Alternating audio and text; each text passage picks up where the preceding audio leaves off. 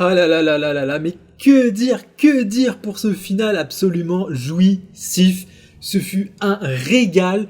Vraiment, j'ai eu les étoiles plein les yeux, j'ai rêvé et j'ai aimé Star Wars comme à l'époque pour faire le vieil aigri. Mais non, mais là, je me suis régalé, ce fut absolument incroyable. Et on va expliquer pourquoi, bien entendu. Je vais vous énumérer toutes les raisons qui font que j'ai absolument adoré ces 2 épisodes. Même si j'ai toujours quelques petits réserves pour être chiant, parce que ça aurait pu être encore un tout petit peu mieux sur quelques aspects, quelques points. On va détailler tout ça, mais d'abord, bienvenue pour cette nouvelle et dernière review sur la série Maul, Seigneur de l'Ombre, épisodes 9 et 10. Bon, on commence par évacuer les petits défauts, et après, on va se faire kiffer le reste de la review. On se fait ça ? Allez, on se fait ça. Bon, évidemment, je vais spoiler une arrivée, même si vous m'avez écouté jusque-là, c'était très prévisible, et c'est même, je dirais, un défaut même. Tout est une question de point de vue, évidemment, mais tout est très prévisible dans ces 2 épisodes, même s'il y a 2-3 choses que je n'ai pas vu venir, je vais en parler, mais globalement c'est l'autoroute. On est sur les protagonistes qui doivent s'échapper, et tu as l'étreinte de l'Empire qui se resserre toujours plus, on a les Stormtroopers, on a les Inquisiteurs, et en dernière instance, on a le tracker de Jedi ultime, j'ai nommé Dark Vador. Et là, bon bah écoute, ils nous ont refait une Rogue One. Bon, sauf que là, il n'y a pas eu autant de morts que dans le couloir. Mais bref, gardons Dark Vador pour plus tard. D'abord, quelques petits défauts. La première, c'est que je suis déçu, mais aussi surpris, que tous les alliés de Maul meurent dans ces épisodes-là. Puisque à la fin, il ne reste plus rien de son équipe, que ça soit le droïde. Bon sang, mais le droïde, je sais même pas comment il s'appelle. J'étais dégoûté quand il est mort, quand il s'est fait couper en 2. Vraiment, je suis trop triste. Ainsi que le dernier Zabrak, les derniers Mandaloriens, et Rook Kast, je crois qu'elle s'appelle, la Mandalorienne lieutenant de Maul. Et bah mine de rien, le fait que Maul perde vraiment tout son équipage, bah ça m'a fait un peu de peine pour lui. Parce que le gars, tu sens qu'il fait absolument tout son possible pour échapper à l'Empire et évidemment prendre sa revanche. Et malgré tout, il se fait tailler en pièces, littéralement en plus, en se faisant couper les parties de son corps mécanique et tous ses alliés. Et ça m'a vraiment surpris que tous ses alliés meurent. Je m'attendais à ce qu'au moins la Mandalorienne survive, et non, pas du tout. Alors d'un côté, ça me rend triste parce que je la trouvais vachement intéressante, cette Mandalorienne, Rookcast, et de l'autre, c'est vrai que bah voilà, ça rajoute un poids sur Vador et les Inquisiteurs, un poids de danger qui est toujours bienvenu pour avoir de l'enjeu dans les situations de combat et de conflit. Donc ouais, c'est un peu l'autoroute, c'est un peu prévisible, et je suis un peu triste que l'équipage de Maul meure. Dans ce qui est prévisible, on a également la mort du père de Riley Lawson et du maître Jedi Daki. On avait tous, je pense, anticipé, mais je pense qu'on s'imaginait plus un inquisiteur le tuer, ou Maul, qu'une trahison de Maul, même si c'était tout aussi possible. En tout cas, moi j'imaginais plus qu'un inquisiteur tuerait Daki, et qu'il se servirait de ça pour pousser Devon au côté obscur. C'est peu ou prou ce qui s'est passé, mais vous remplacez l'inquisiteur par Vador, et une petite trahison de Dark Maul pour vraiment pousser le destin vers ce qu'il attend avec sa nouvelle apprentie. Donc ouais, les gentils s'échappent au prix de lourds sacrifices, et évidemment aucun inquisiteur ni Vador ne pouvait mourir étant donné la période où l'on se trouve dans Star Wars. Donc voilà, c'était très prévisible, donc ça n'a rien inventé, mais tout est fait efficacement, on a eu les morts impactantes, et ça fonctionne. Tout simplement, ça fonctionne, et il y a eu de l'impact. Alors, comme je vous l'ai dit, j'ai eu plus d'impact pour la mort des alliés de Maul que pour le maître Jedi, parce que le maître Jedi, c'était vraiment prendre l'autoroute de le voir mourir. Et évidemment, ils doivent surmonter des obstacles, ils sont toujours sur le fil du rasoir, Vador et les Inquisiteurs les encerclent, ils les traquent, bref, on est sur du très très gros classique en termes de péripéties Star Warsiennes. Il n'empêche qu'ici, elle fonctionne énormément, et elle fonctionne d'autant plus que les scènes d'action sont absolument jubilatoires. Ceci étant dit, un autre défaut, c'est Vador. Il est incroyable, il est franchement incroyable, c'est l'une des plus grandes démonstrations de puissance qu'on ait vues. Vador, c'est la machine inarrêtable, on l'avait ressenti dans Rogue One évidemment, qui a vraiment lancé la mode du Vador ultra badass qui défonce absolument tous les culs de la galaxie. On a eu ça dans le jeu Jedi Fallen Order, et un peu dans sa suite, même si un peu moins, comme notre personnage a progressé, et ici, avec Maul. Mais ce que je veux dire par Vador est un défaut, c'est qu'il ne parle absolument pas. On a sa respiration, mais il n'a aucune interaction de langage, et surtout avec le principal intéressé, Maul. Et je trouve que c'est un acte manqué ici. Pour les raisons que j'avais déjà évoquées dans un précédent podcast, c'est que là, il y a un passif intéressant à exploiter pour raconter quelque chose. Nous avons Maul, l'ancien apprenti de Dark Sidious, Et là, on a son remplaçant direct. Bon, même s'il y avait Tyrannus entre-temps, le comte Dooku, mais on s'en fout. Dark Vador. Et c'est aussi intéressant de confronter les raisons de pourquoi ils ont chacun d'eux rejoint Sidious d'une part, et de l'autre, pourquoi Maul considère Sidious comme une menace, et pourquoi Vador, par exemple, il pourrait discuter et dire tu devrais pas écouter Sidious, tu devrais te joindre à moi. Et ce qui est intéressant, c'est qu'avec la philosophie, le point de vue de Maul, il pourrait même considérer Vador comme une victime. Pourquoi ? Parce que dans l'épisode 8, on a les flashbacks de Maul, son introspection, où il dit qu'il ne veut plus que ça arrive à quelqu'un d'autre. Et là, c'est en train d'arriver à Dark Vador, c'est littéralement parce que Maul a vécu. Je veux dire, Maul, il a été recruté, entraîné, utilisé et jeté comme un sac à merde, tandis que Vador, même si ça s'est fait plus de manière insidieuse et sur le long terme, il a été recruté, exploité, et dans l'épisode 6, l'empereur voulait se débarrasser de lui et le remplacer par son fils Luke, le cas échéant si ce dernier rejoignait le côté obscur. Et donc c'est très intéressant de se dire que Maul, Dark Maul, le seigneur noir des Sith, un méchant, puisse prendre de la pitié pour Vador, là où les Jedi, notamment Obi-Wan et Yoda, voient en lui vraiment un monstre, une machine à tuer et surtout un ennemi à abattre. Là où Anakin était un Jedi et par défaut un ennemi de Maul, il devient ici plus quelqu'un à sauver qu'à affronter. Et ça, tout ce que je vous dis, ça aurait pu être mis en lumière par des dialogues entre les deux personnages. Et ça aurait pu aussi être intéressant d'avoir le ressenti de Dark Vador sur la personne qui a tué Qui-Gon, le père de substitution qu'il aurait dû avoir. Et bref, ça aurait pu avoir des échanges très intéressants, mais malheureusement, on ne l'a pas eu. Alors est-ce un hommage à l'interprète légendaire de Dark Vador qui est malheureusement décédé, ou une simple volonté artistique, ce qui est tout à fait possible, mais quoi qu'il en soit, je trouve ça vraiment préjudiciable pour le coup, pour le développement de Dark Maul, et rajouter un petit peu plus de miroir, d'effet miroir avec Dark Vador. Et mini défaut dans ce défaut-là, il y a déjà eu un comics dans l'univers Legend, où un culte Sith ressuscite entre gros guillemets Dark Maul, pour le confronter à Vador, que le culte ne considère pas comme légitime. Et donc bref, c'était juste une excuse pour avoir Dark Vador contre Dark Maul, donc ça a déjà été fait dans le Legend, mais il y avait notamment une phrase extrêmement puissante et bien trouvée dans ce comics qu'ils auraient pu également mettre ici, peut-être que ça arrivera plus tard. Bon, à l'issue du combat, Dark Vador gagne évidemment, contre cette résurrection de Dark Maul, et la résurrection de Dark Maul lui dit « Mais bon sang, mais qui peux-tu bien haïr à ce point pour être aussi puissant dans le côté obscur ?» Et Vador répond juste « Moi-même ». Et juste moi-même, ça résume extrêmement bien le parcours d'Anakin / Dark Vador, et explique aussi pourquoi il est aussi puissant. Et bref, c'est une réplique qui résonne de façon extrêmement forte avec son vécu et avec ce qu'il a accompli malheureusement. Et c'est dommage de ne pas avoir saisi l'occasion de la mettre dans cet épisode 10, avec ce match assez fanservice dans l'ensemble entre Dark Maul et Vador. 2 derniers petits défauts, et après on se fait kiffer. La première, en termes de décor. Alors, je parle pas ici de direction artistique, puisqu'ici nous avons une jungle et un vieux temple en ruine, avec le fameux pont suspendu en ruine qui risque de s'effondrer à tout moment. Bon, c'est un classique, hein. Mais quoi qu'il en soit, cette DA-là, c'est pas que je ne l'apprécie pas, mais je trouve que techniquement, c'est moins joli que dans la ville de Janix. Voilà, je trouve que les textures sont un peu plus grossières, on a beaucoup plus de fumée pour cacher l'ensemble. Les rochers, notamment les rochers, quand Dark Maul fait effondrer le temple sur Vador pour pouvoir s'échapper, Vador repousse les rochers, les taillades, bref, il essaye de se frayer un chemin, et à ce moment-là, mais j'ai trouvé ça extrêmement laid. Je sais pas, les rochers sont immondes.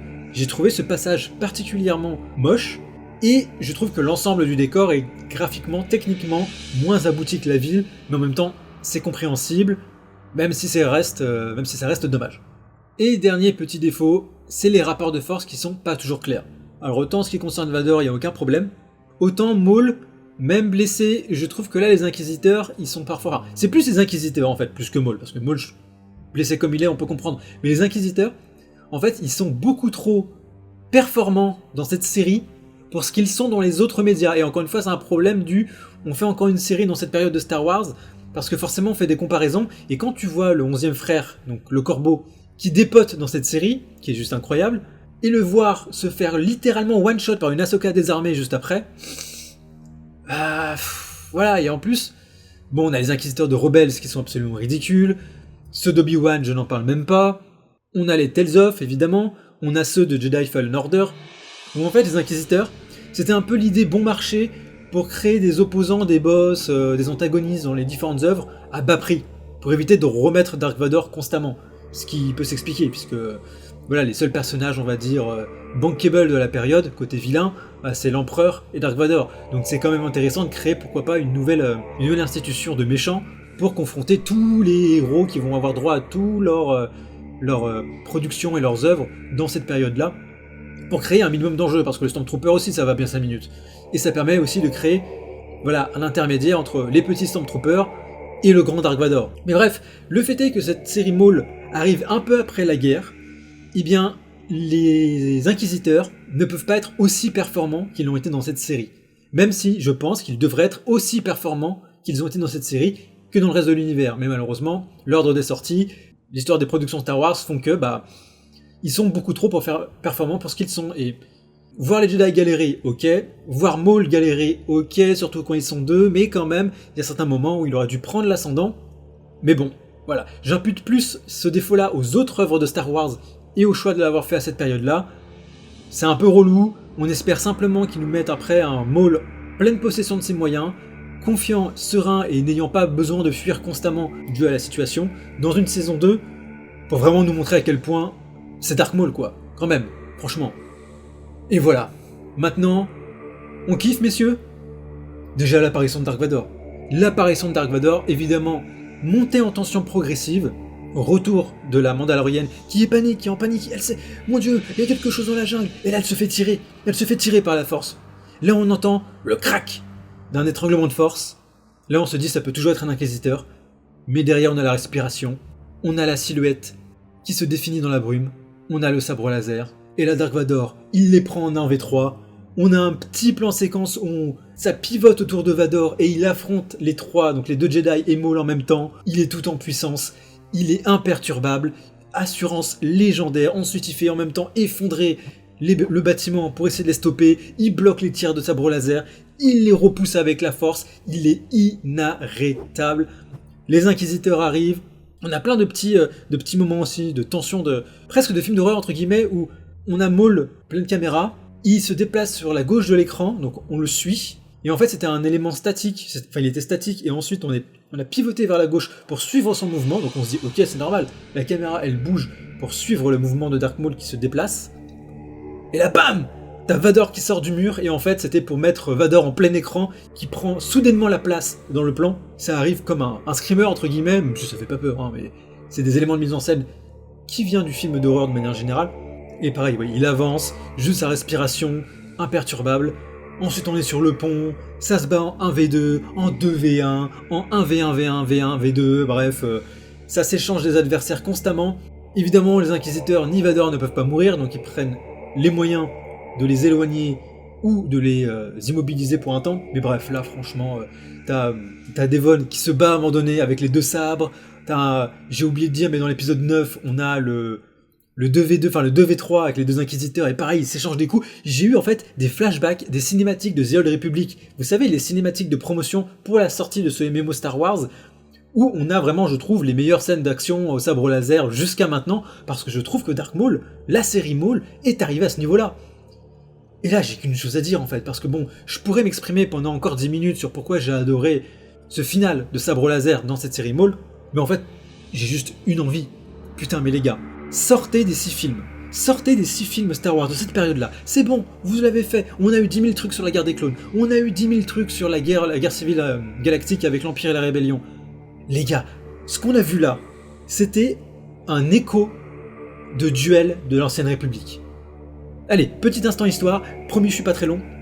Dans la trilogie Dark Bane, qui fait partie des 2 meilleures trilogies de romans Star Wars, avec la trilogie de la croisade noire du Jedi Fu de Timothy Zahn, et la trilogie Dark Bane, c'est par Drew Karpyshyn, qui sont vraiment pour moi les 2 meilleures trilogies. Et dans Dark Bane, donc, on est en pleine guerre des Sith, enfin des nouvelles guerres Sith. Et à un moment donné, Dark Bane, il met en place la règle des 2, il recrute Dark Zana, et ensemble, ils essayent de s'entraîner, mais ils sont aussi traqués par les Jedi. Et on a une scène de combat, Dark Zana, Dark Bane, contre 5 ou 6 Jedi à la fois. Et ça m'a fait penser à cette scène de combat, d'affrontement dans Dark Bane, ce qu'on a eu dans Dark Maul.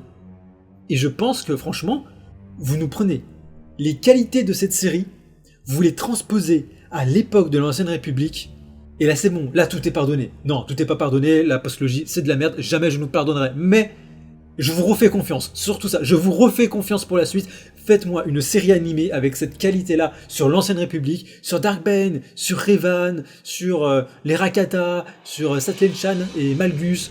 Je m'en fous, faites-moi un truc dans cette période-là, avec de nouveaux personnages, des nouvelles libertés scénaristiques, mais toujours en gardant cette qualité de production-là. Ce serait vraiment incroyable, parce que franchement, encore une fois, le combat, mais... T'as Dark Maul, il attaque Vador, Vador bloque la lame avec la force, ensuite il réattaque Dark Maul, au dernier moment il arrive aussi à bloquer avec la force, t'as Daki qui arrive pour faire un salto qui se met devant, qui intercepte le sabre de Vador, il leur met des grosses baignes, il les repousse avec la force, ça se lance les sabres laser. C'est trop bien. C'est trop bien. Bon, on va quand même abréger un peu. On a aussi donc la mort du maître Daki, qui provoque la colère chez la jeune apprentie Devon Izara. Et j'ai particulièrement aimé, évidemment, son pétage de crâne, puisqu'elle devient complètement énervée et enragée à l'idée de tuer les Inquisiteurs et Vador. Et en fait, il y a un moment donné où Maul est obligé de la retenir tellement elle est énervée, tellement elle en veut, tellement elle en a gros. Et à un moment donné, il y a la voix de Devon qui change, qui dit, alors en VO, elle dit je vais tous les tuer », et en VF, l'interprète de Devon a rajouté « je vais tous les tuer un par un », et j'ai beaucoup aimé que ils aient rajouté un effet sonore sur la voix de Devon, sur la fin de sa phrase, où vraiment tu sens le côté obscur s'exprimer à travers elle, à travers sa rage. Ça peut sembler un petit peu too much, un peu kitsch, mais j'aime bien l'idée quand même de transposer le fait qu'une énergie sombre prenne possession du personnage quand il s'agit de colère et du côté obscur, parce que ça renforce vraiment l'idée que voilà, c'est une Jedi, c'est quelqu'un de sensible à la force, et qu'une telle personne va s'exprimer toujours de façon plus forte, de façon plus viscérale, que ce soit en Jedi ou en Sith, via la force. Et ça m'a vraiment impacté, et ça rejoint en plus ce que je disais il y a quelques reviews, les expressions du facial sont vraiment excellentes, on ressent la rage de Devon, et elle était encore en train de pleurer, et on voit les traces de larmes sur ses joues.